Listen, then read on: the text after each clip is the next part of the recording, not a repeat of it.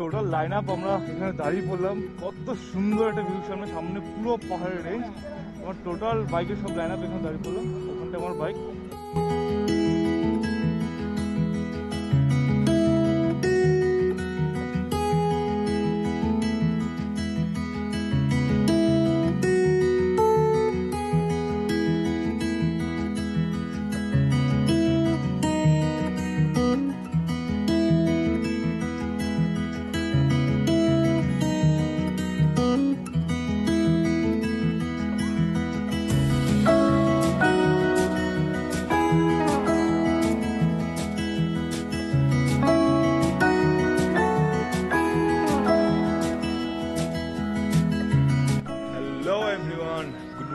জয় শ্রীরাম, জয় Bajrangbali from Simlipal resort.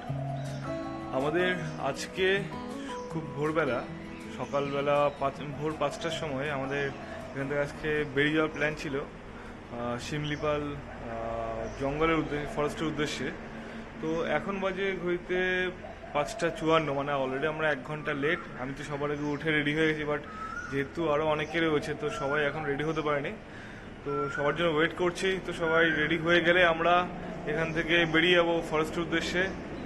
সুন্দরদা বলছি, আমার বেরোনোর প্ল্যান করা ছিল, কটায় বলেছিল আজকে বেরোবে? আসল কালপ্রিট লেট করেছে, কিন্তু না সব থেকে বেশি লেট করেছে। 5 মিনিট আগে এসেছি, দেখি হাফ প্যান্ট পরে ঘুরে বেড়াচ্ছে। আমার কথা কল লাগলো রাইডার সুগন্ধ এক্সপোজ।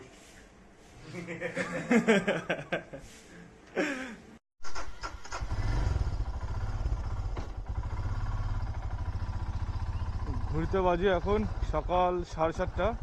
তো আমরা ফাইনালি এতক্ষণ পরে বেরোতে পারলাম। যেটা 5টার সময় বেরোনো কথা ছিল সেটা এখন 7:30টায়, প্রায় 2.5 ঘন্টা পরে বেরোচ্ছি। যাই হোক, কোনো ব্যাপার না, গ্রুপ রাইডে একটু হবেই। তো ফাইনালি আমরা আমার যাত্রা শুরু করে দিলাম। গতকাল যে রুটে গিয়েছিলাম সে পাহাড়ের মাঝখান দিয়ে রাস্তায়, আজকেও সেম রুটে যেতে হবে। আর ওই সামনেই হলো পাহাড়।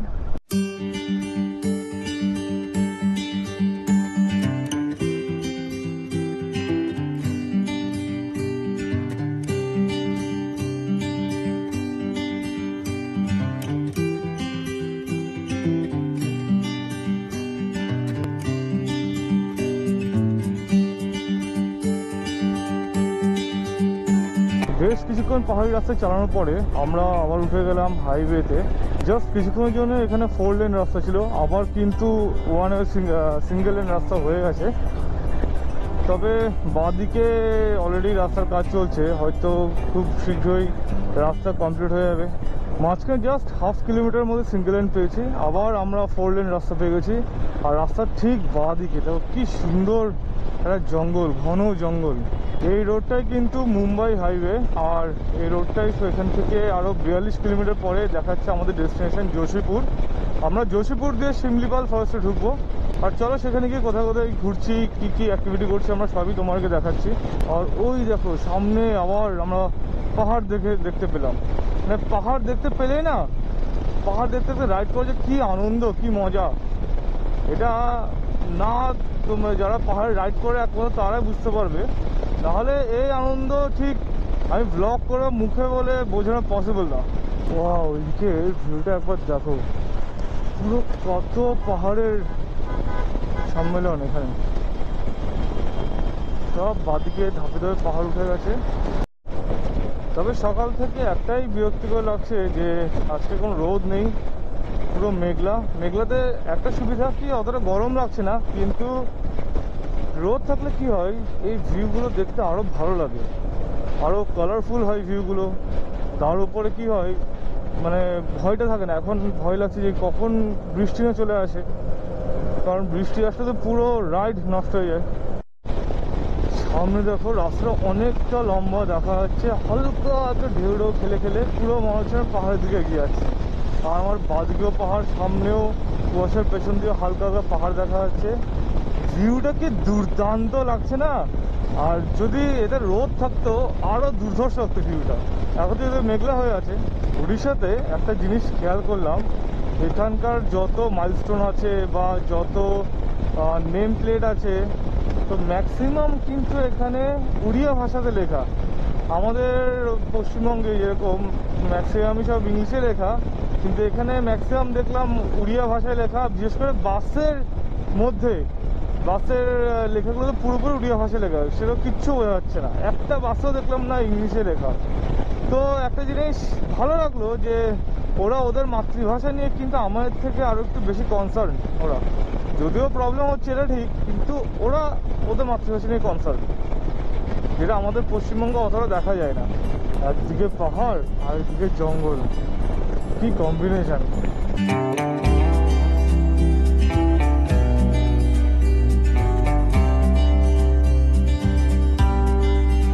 টোটাল লাইন আপ আমরা এখানে দাঁড়িয়ে পড়লাম। কত সুন্দর একটা ভিউ, সামনে সামনে পুরো পাহাড়ের রেঞ্জ।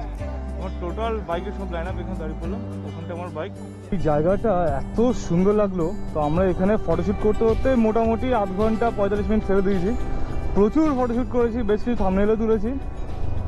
তো আর এখান থেকে আমাদের ডেস্টিনেশন এই মুহূর্তে আর 10 কিলোমিটার। চলে আসলাম আমরা আমাদের আজকের দিনের প্রথম টোল গেটে। আমাদের পুলিশ ধরলো, মেবি পেপার চেক করবে।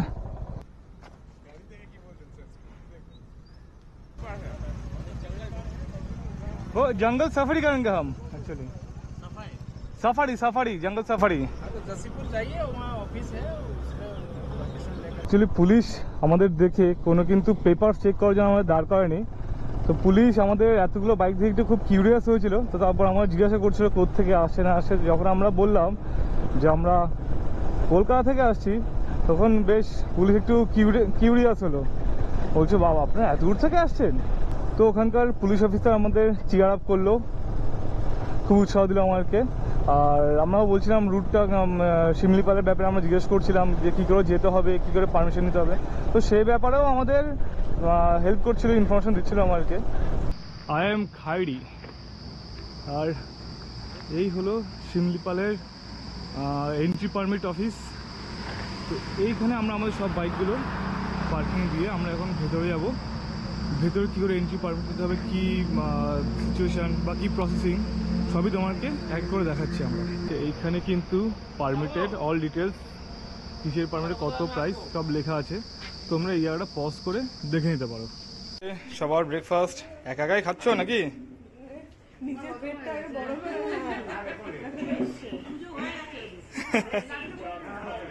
কি দিয়েছে ব্রেকফাস্টে? एकदम एक नंबर खाना। তো আমাদের ব্রেকফাস্ট হয়েছে আজকে লুচি, এটা কি ডাল, ঝোল, স্যুপ। একজন বলছে ডাল, একজন বলছে স্যুপ, একজন বলছে আলুর দম। সবাই কনফিউজড অ্যাকচুয়ালি এটা কি, বড় রহস্য। তো ব্রেকফাস্ট কমপ্লিট করার পর আর আমার গাড়িতে পেট্রোল রিফিউল করার পরে আমরা এই মুহূর্তে বেরিয়ে গেলাম আমাদের গন্তব্যের উদ্দেশ্যে। আর এই মুহূর্তে আমরা যাচ্ছি শিমলিপালের কেওনঝড়। আমরা অ্যাকচুয়ালি প্রথমে চেয়েছিলাম যে সাফারি করার জন্য। এবার আমাদের কাছে একটা ইনফরমেশনের খুব অভাব ছিল, যে আমরা জানতাম 5টা থেকে টিকিট কাউন্টার খোলে, আর 5টা থেকে কত অবধি খোলা থাকে সেটা আমরা জানতাম না। তো আমরা যখন গিয়েছিলাম তখন অলরেডি 10টা ক্রস করে গিয়েছিল। তো ওরা বললো না 10টার পর টিকিট দেয় না। তো আমরা যেহেতু এন্ট্রি ফিস বা টিকিট এন্ট্রি পারমিট পাইনি, তো সে কারণে আমরা এই জার্নিতে আর শিমলিপাল ফরেস্টের ভেতরে সাফারিটা করতে পারলাম না। বাট সে কারণে আমরা এখন যাচ্ছি কেওনঝড়ে। কেওনঝড় কিন্তু কোনো অংশে কম সুন্দর জায়গা না, যথেষ্ট সুন্দর জায়গা কেওনঝড়। খুব নাম করা একটা প্রসিদ্ধ জায়গা, ভালো টুরিস্ট স্পট। তো চলো তোমাকে সেখানে নিয়ে যাচ্ছি। আই এম শিওর তোমাদেরও খুব পছন্দ হবে জায়গাটা। এখানটা একবার দেখো, এটা কিন্তু টোটালি এলিফ্যান্ট জোন। আর দুপাশের গাছগুলো পুরো মনে হচ্ছে লাইন লাইন দিয়ে লাগানো, সব একই হাইটের, সব কটা গাছ সেম হাইট।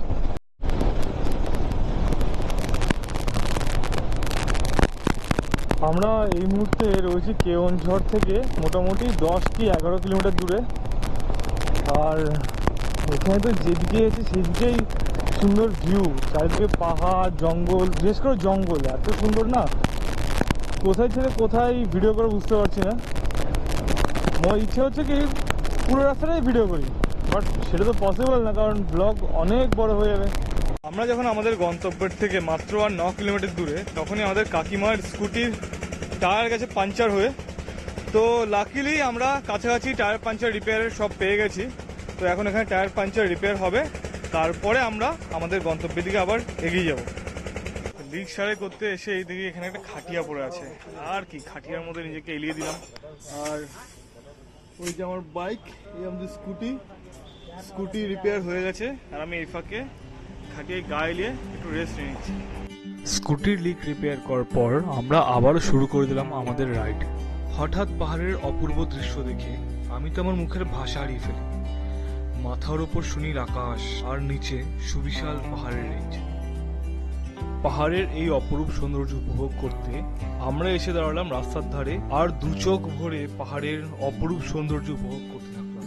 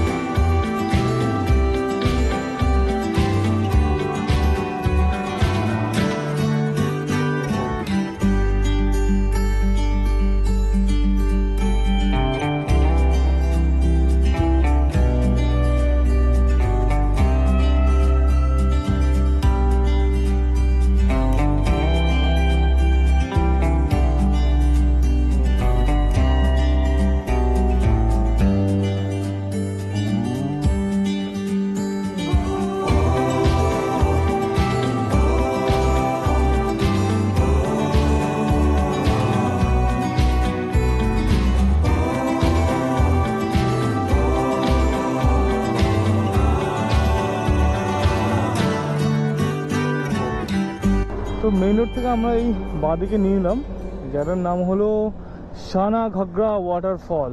বাইকগুলো পেছনে পার্কিং করে ঠিক ওখানটায় টিকিট কাউন্টার, ওখানে আমাদের টিকিটটা কেটে এখন আমরা ভেতরে এন্ট্রি করছি। আর আমাদের টিকিট ফেয়ার নিয়েছে পার হেড 20 টাকা করে, আর পার বাইক নিয়েছে 10 টাকা করে পার্কিং ফিস। আর ভেতরটা ঠিক এরকম। এখানে একটা ফাস্ট ফুড সেন্টারও আছে, বেশ কয়েকটা খাবার স্টল আছে এখানে। তো আমরা ঢুকে গেলাম পার্কের ভেতরে, আর এখানে সুন্দর একটা পুরো সবুজ গ্রাউন্ড আছে, বেশ কয়েকটা হরিণ ঘোরাঘুরি করতে দেখা যাচ্ছে। আর এদিকে হলো আমাদের মহাদেব, জয় শিবশম্ভু। আর এখানে বোটিংও করার ফ্যাসিলিটিস আছে, বাট আমরা বোটিং করব না। কেউ বোটিং করতে গেলে সেক্ষেত্রে পার হেড 30 টাকা করে চার্জেস। ঘন জঙ্গল, এখানে জঙ্গলের মাঝখান দিয়ে পথ তৈরি করেছে। আর একবার ঝিঝি পোকার সাউন্ডটা শোনো।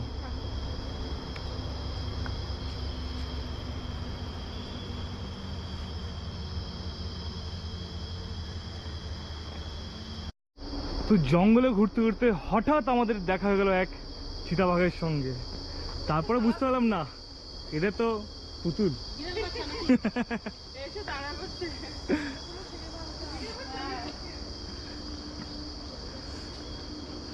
ভেবেছিলাম এসে ট্রেকিং করবো, এটা তো পুরো সিঁড়ি বানিয়ে দিয়েছে। এখন মনে হচ্ছে বাড়ির ছাদে উঠছে। ট্রেকিং তো আর হলো না, সবাই বলে নিয়ে এসেছিল এখানে ট্রেকিং হবে। হাঁটতে হাঁটতে হঠাৎ করে আমরা বুঝতেই পারলাম না কখন আমরা টাইম লুপের মধ্যে ঢুকে গেলাম। তখনই বুঝতে পারলাম যখনই হঠাৎ করে আমার সামনে চলে আসলো এক ডাইনোসর। তারপর বুঝতে পারলাম না, এটা তো ডাইনোসর বাবা না। তো ঘুরতে ঘুরতে অনেকক্ষণ পরে আমরা খুঁজে পেলাম একটা ডিরেকশন, সানা ঘাগরা ওয়াটারফল। এখানে কিছু জিরাফ কেলিয়ে পড়ে আছে, একজন শিম্পাঞ্জির মাথায় উড়ে গেছে। শিম্পাঞ্জি তো না, গরিলা। তো এই সিঁড়ি বেয়ে বেয়ে আমরা এগিয়ে চলেছি সানা ঘাগরা ওয়াটারফলসের দিকে। তো আমরা পৌঁছে গেলাম সানা ঘাগরা ওয়াটারফলসে। আর এই ওয়াটারফলস থেকে আমাদের সুনন্দদা এত মজা পেয়ে গেছে, কি করছে একবার তোমরাই দেখো।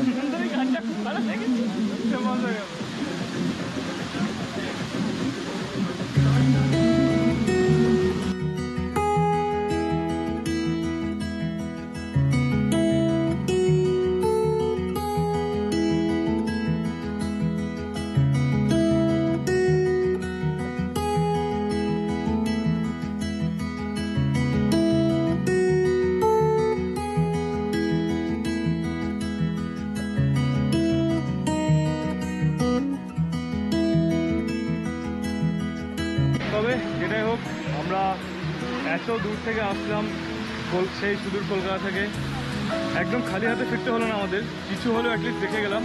ওয়াটারফলটা সত্যি খুব সুন্দর। আর আরও সুন্দর এখানকার ন্যাচারাল অ্যাম্বিয়েন্স, এখানকার পার্কটাও খুব সুন্দর করে বানানো হয়েছে। তবে বর্ষাকালে এই ওয়াটারফলসের জলটা আরও অনেকটাই বেশি থাকে, এখন জলটা অনেকটা কম। ঝর্ণা থেকে ঘুরে আসার পর ঝর্ণার জলে ফোর্সটা বেশি করে ছাড়া হয়নি কেন তার অভিযোগে আমাদের টিমের মেম্বার সব এখানে ধর্নায় বসে পড়েছে, কেউ কেউ অনশন ধর্ম করে শুয়েও পড়েছে। আমাদের প্রতিবাদ চলছে, চলবে। ঝর্ণার মোটরের পাওয়ারটা একটু কম ছিল। হ্যাঁ, ঝর্ণার মোটর পাওয়ার কেন বাড়ানো হয়নি? জনগণ জবাব চায়, জবাব চাই, জবাব দাও। জবাব চায়, জবাব দাও। আমাদের অনশন আন্দোলন চলছে, চলবে। তো আমাদের ওয়াটারফলস দর্শনের পরে আমাদের আজকের দিনের মতো ঘোরাঘুরি মোটামুটি কমপ্লিট। এখন আমাদেরকে এখান থেকে আর বাইক রাইড করে যেতে হবে 125 কিলোমিটার দূরে আমাদের রিসর্টে। তো এখন যাচ্ছি আমার পার্কিংয়ের দিকে বাইকটা বের করতে। আর বাড়ির রিসর্টে ঢুকতে মোটামুটি 8টা বেজে যাবে। আমরা ভেবেছিলাম 7টার মধ্যে ঢুকে যাবো, বাট সেটা এখন পসিবল না।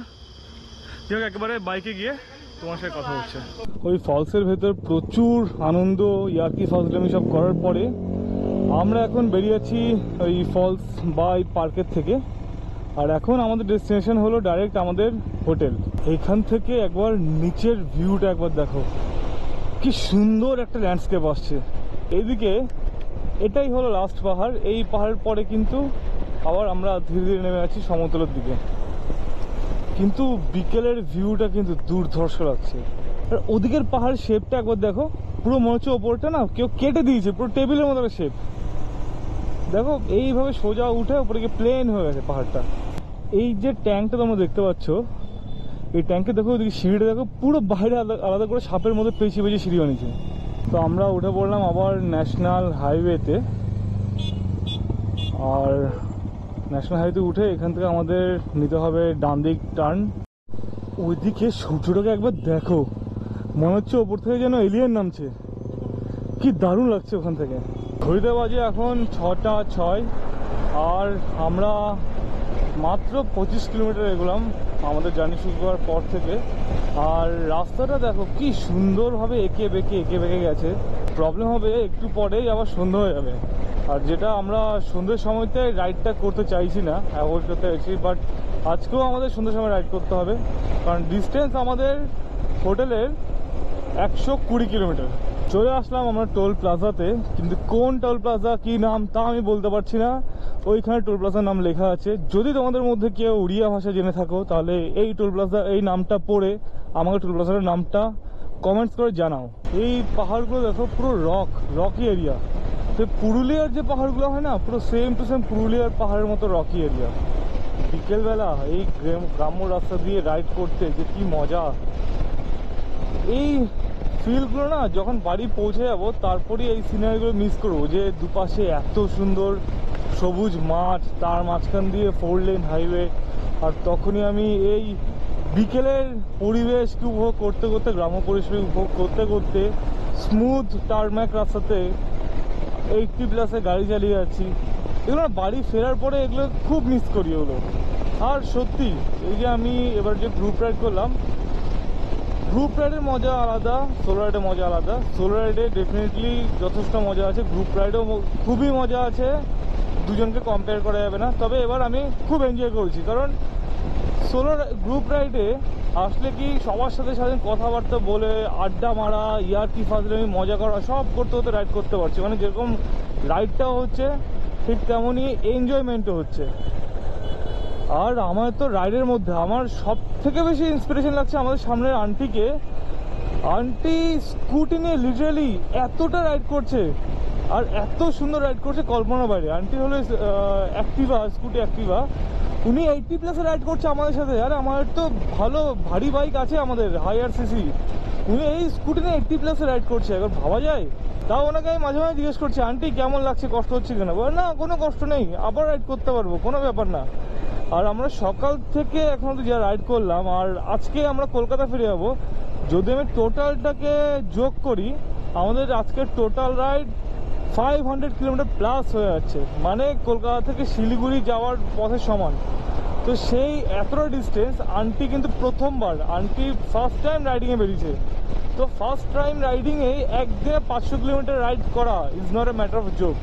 সত্যি আন্টি কিন্তু হ্যাটস অফ আমার পক্ষ থেকে। আর আন্টি কিন্তু প্রচণ্ড মজার, মানে এত মজা করছে না আন্টি আমাদের সবার সাথে। সে কল্পনা বাইরে মনে হচ্ছে না একজন মানে আন্টি বা এজেড কেউ, মনে হচ্ছে পুরো আমাদের বয়সী একজন। ঘড়িতে বাজে 7:23 আর আমরা মাঝখানে এক জায়গায় একটু চা খেতে গেছিলাম সবাই মিলে, চা খাওয়া প্লাস একটু রেস্ট নেওয়া। তো সেই চা খাওয়া পর্ব কমপ্লিট করে আমরা আবার আমাদের গন্তব্যের উদ্দেশ্যে বেরিয়ে গেছি। আর এখন রাস্তায় তোমরা দেখতে পাচ্ছ প্রচুর লরি বেড়ে গেছে, যে কারণে আমাদের স্পিডটাও কমে গেছে। ঘড়িতে বাজে এখন 9:25 আর আমরা এখন সবে আমাদের আবার হোটেলে আসলাম। এখন গিয়ে আগে একটু ফ্রেশ ট্রেশ হয়ে নিই, তারপরে গিয়ে ডিনার করতে আসতে হবে। ডিনার করেই আবার বেরিয়ে পড়তে হবে।